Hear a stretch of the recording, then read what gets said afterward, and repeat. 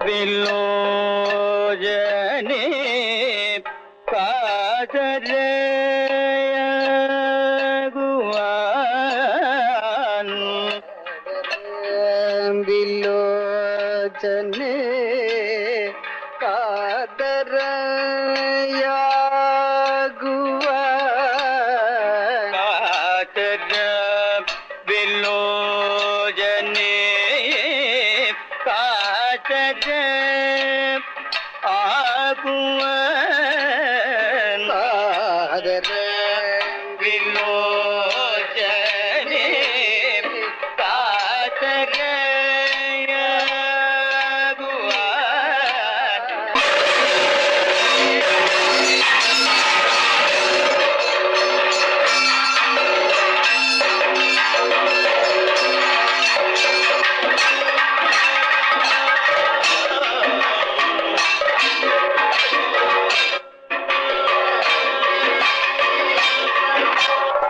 गंगा,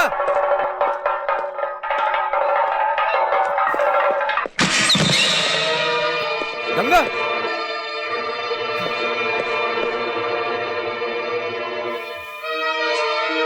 गंगा,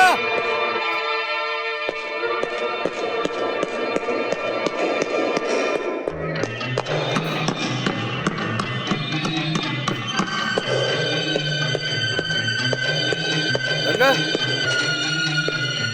गंगा,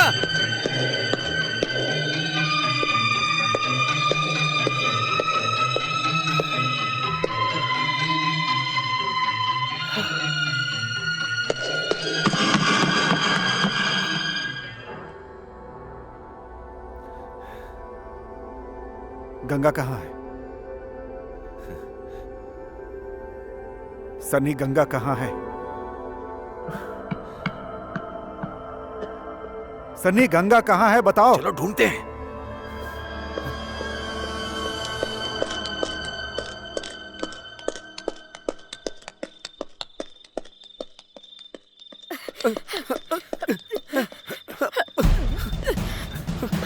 छोड़ो, छोड़ो,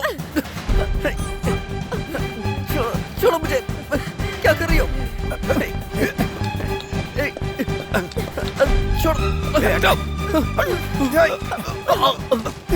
गंगा, क्या कर रही हो? मैंने कुछ नहीं किया, मैं सच कह रहा हूँ, मैंने कुछ नहीं किया।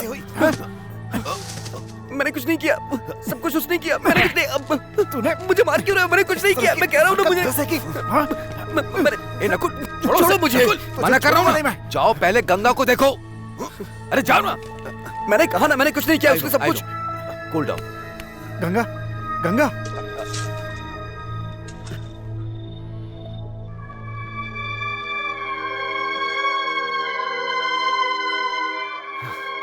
बाहर आओ।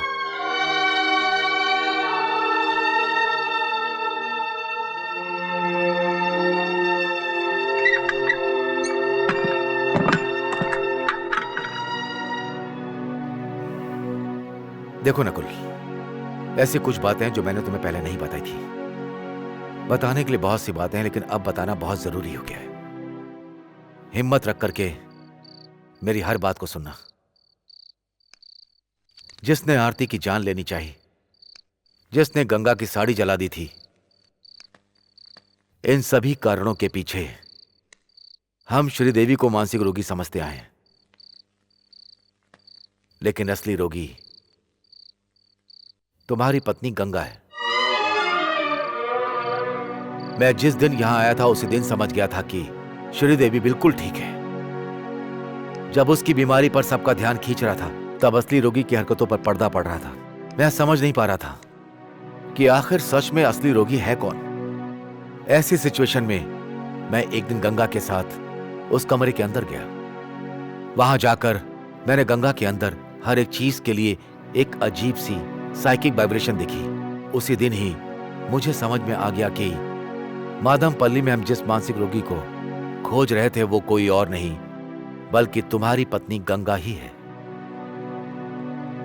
वो बीमारी गंगा के अंदर कब और कहां से आई ये किसी को नहीं पता।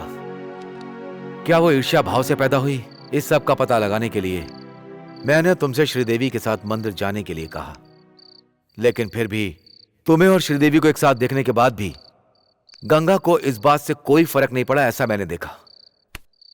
उसके बाद मैंने उसे नागवल्ली की कहानी सुनाकर गंगा को भड़काने की कोशिश की। जब मैं नागवल्ली की पायल को असली पायल बताने से इनकार कर रहा था, तब मैंने गंगा के अंदर एक अलग ही प्रकार का आक्रोश देखा, जो इस बात का बहुत बड़ा सबूत था कि गंगा की बीमारी की वजह नागवल्ली और उसकी कहानी ही है। उसे देखकर ऐसा लग रहा था जैसे गंगा नहीं, नागवल्ली मेरे सामने खड़ी हो। गंगा के अंदर ऐसे चेंजेस देखकर मैं बहुत हैरान हो गया था। हम न्यूज़पेपर में सुन चुके हैं कि एक मुस्लिम लड़की 21 साल की एक ब्राह्मण लड़की की तरह व्यवहार करने लग जाती है, संस्कृत में बात करती है, संस्कृत में श्लोक सुनाती है। पुराने लोग ऐसा कहेंगे कि उसके अंदर आत्मा घुस गई है। साइकियाट्रिस्ट इसको स्प्लिट पर्सनालिटी, डुअल पर्सनालिटी ऐसा कुछ बोलते हैं। मतलब एक इंसान दो दोहरी जिंदगी जीना शुरू कर देता है। पहले इस मनोरोग का असर बहुत ही कम होता है। जैसे जैसे गंगा नागवल्ली से जुड़ाव महसूस करती गई, यह रोग बढ़ता गया और इस रोग ने गंगा के अंदर मानसिक रोगी के रूप में फलना फूलना शुरू किया। तुम्हारी नजर से बचकर आधी रात को गंगा खुद को नागवल्ली समझना शुरू कर देती है। गंगा को यह पता है कि कब तुम गहरी नींद में सोते हो और कब सुबह जागते हो, उसे सब पता है। और जब सुबह तुम जागते हो तब वो तुम्हारे पास में तुम्हें लेटी हुई मिलती है, सोते हुए। रात के टाइम पर पायल पहन के नाचते हुए वो नागवल्ली की तरह गाना गाती है। उसे इस बात का अंदाजा भी नहीं कि वो क्या और क्यों कर रही है। वो इस बात से अनभिज्ञ है। गंगा की इस बीमारी की गहराई को समझने के लिए रात के टाइम मैं उस दक्षिण वाले कमरे में गया। मैंने वहां गंगा को नागवल्ली की तरह नाचते देखा। वो गाना गा रही थी। न्यूरोसिस से शुरुआत हुई और फिर वो साइकोसिस बन गई।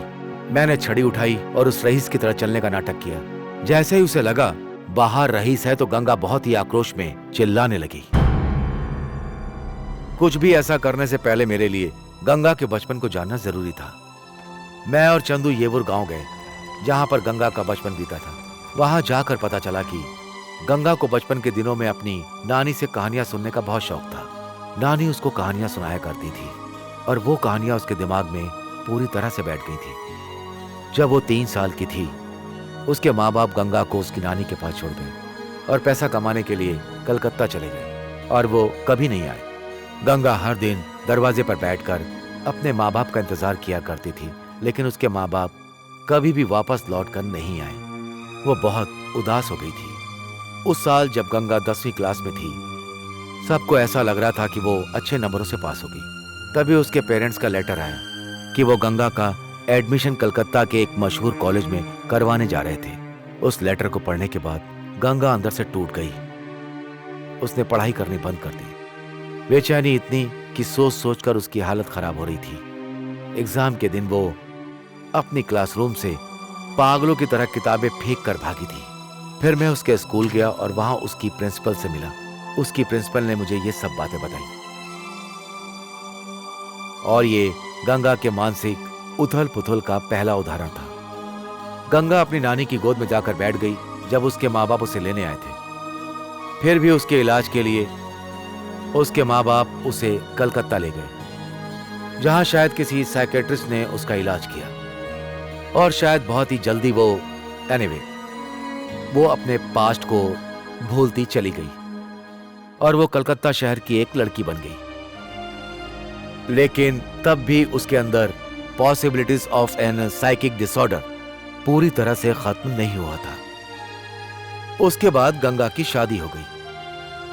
शादी के बाद तुम्हारी माँ से गंगा ने इस गांव और उसने उस हवेली के बारे में सुना और जब वो तुम्हारे साथ यहां आई तो गंगा ने नानी से अंधविश्वास की जो कहानियां सुनी थी वो उसके दिमाग में चलने लगी और वो उन कहानियों में खोती चली गई।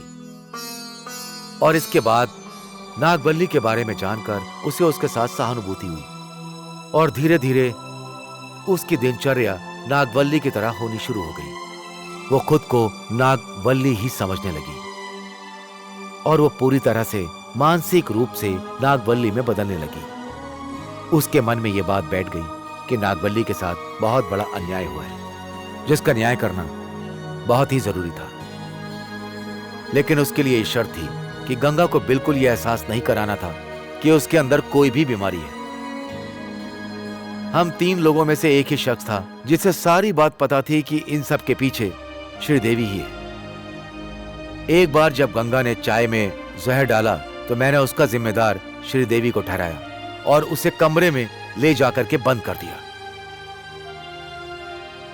अंदर मैंने श्रीदेवी से रिक्वेस्ट की तो वो तुम्हारे और गंगा के लिए 1000 बार जरूरत पड़ने पर पागल लड़की बनने का नाटक करने को तैयार हो गई। नकुल,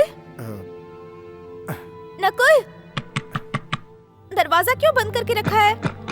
दरवाजा खोलो ना। नकुल,